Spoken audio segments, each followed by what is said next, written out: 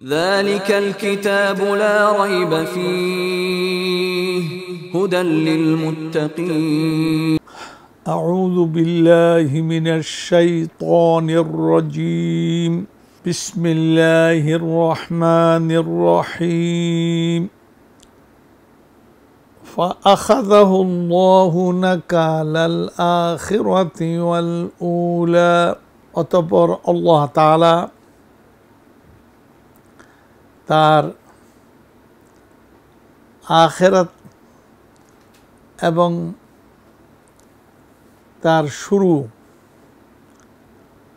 তিনি এটা বের করলেন।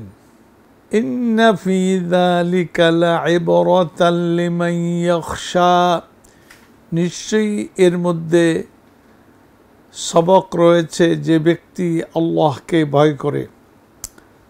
আআনতুম আশাদ্দু খালকান আমিস সামাউ বানাহা, তোমরা কি সৃষ্টি হিসাবে কঠিন, নাকি তিনি যে আসমান বানিয়েছেন তা কঠিন। রফাআ সামকাহা ফাসাওয়াহা, তার ছাদ খুব উঁচু করেছেন, অতঃপর তার ভারসাম্য ঠিক করেছেন। ওয়া আগতাশা লাইলাহা ওয়া আখরাজা দুহাহা, এবং তার রাত আচ্ছন্ন করে দিলেন। ওয়া আখরাজা দুহাহা, এবং তার দিনকে তিনি বের করে আনলেন। ওয়াল আরদা বা'দা যালিকা দাহাহা, এবং এই জমিনকে এরপরে তিনি খুব পিছিয়ে দিলেন। সুপ্রিয় দর্শক ও শ্রোতা, এটি জীবনের আলো অনুষ্ঠান।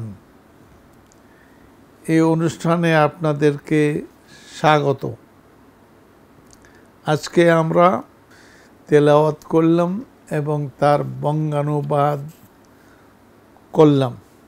এবার বিস্তারিত আলোচনা।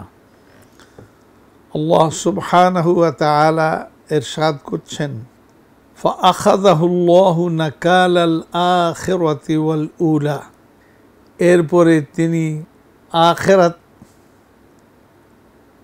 ওয়াল উলা এবং শুরু, এই দুইটা তিনি বের করলেন।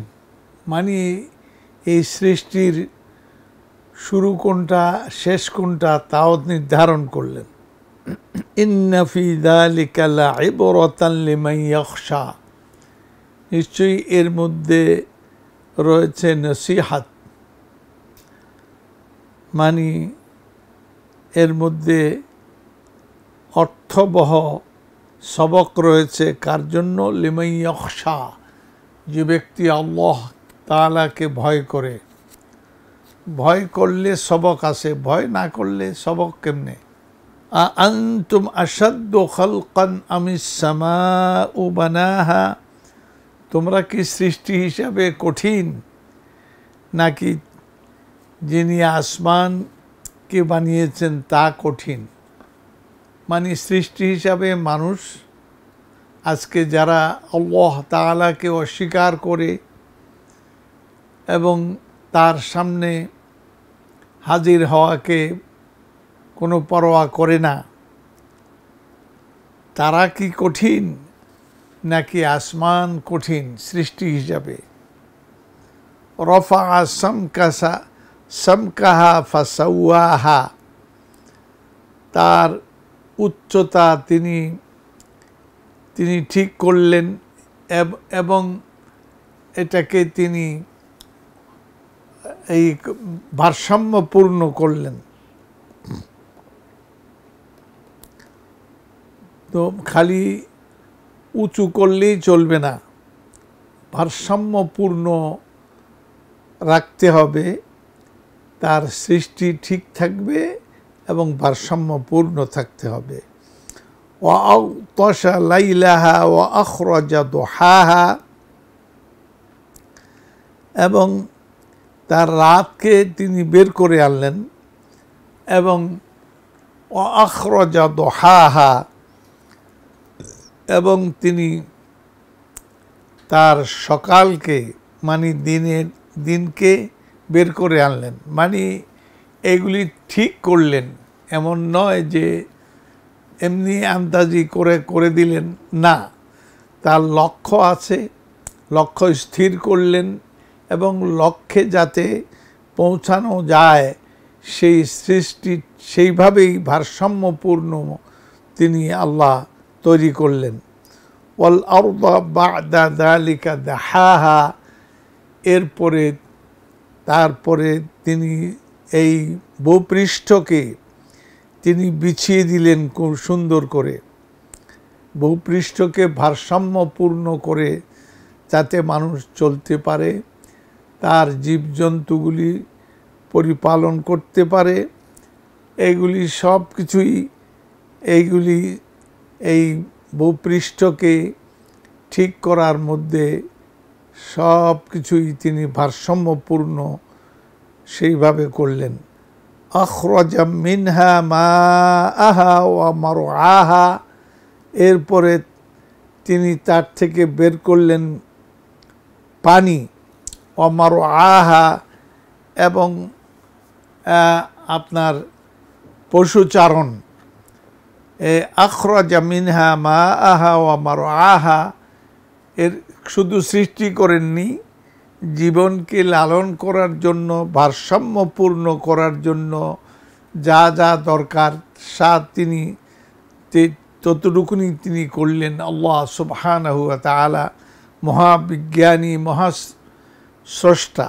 ওয়াল জিবালা আরসাহা, এবং পাহাড়কে তিনি সেখানে এইভাবে দাঁড় করালেন, মানে উপর থেকে পাহাড় ছেড়ে দিলেন আর তার জমিনের বিশেষ স্থানে তা গেড়ে ভারসাম্যপূর্ণভাবে দাঁড়িয়ে থাকলো।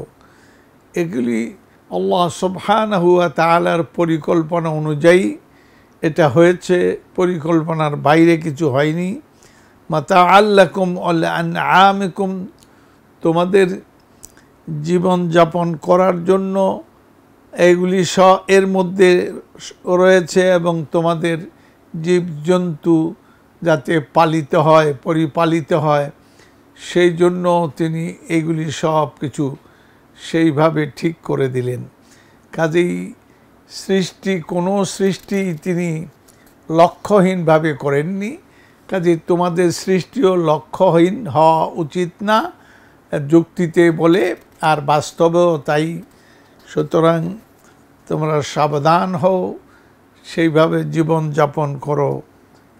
আল্লাহ তাআলা আমাদের তৌফিক দেন, আমরা যেন এইভাবে আমাদের জীবন লক্ষ্যে আমরা পৌঁছাতে পারি, আমাদের যা করণীয় তা করতে পারি, এই তৌফিক যেন তিনি দেন। আমিন। সুবহানা রব্বিকা রব্বিল ইজ্জাতি আম্মা ইয়াসিফুন ওয়া সালামুন আলাল মুরসালিন ওয়ালহামদুলিল্লাহি রব্বিল আলামিন। ذلك الكتاب لا ريب فيه هدى للمتقين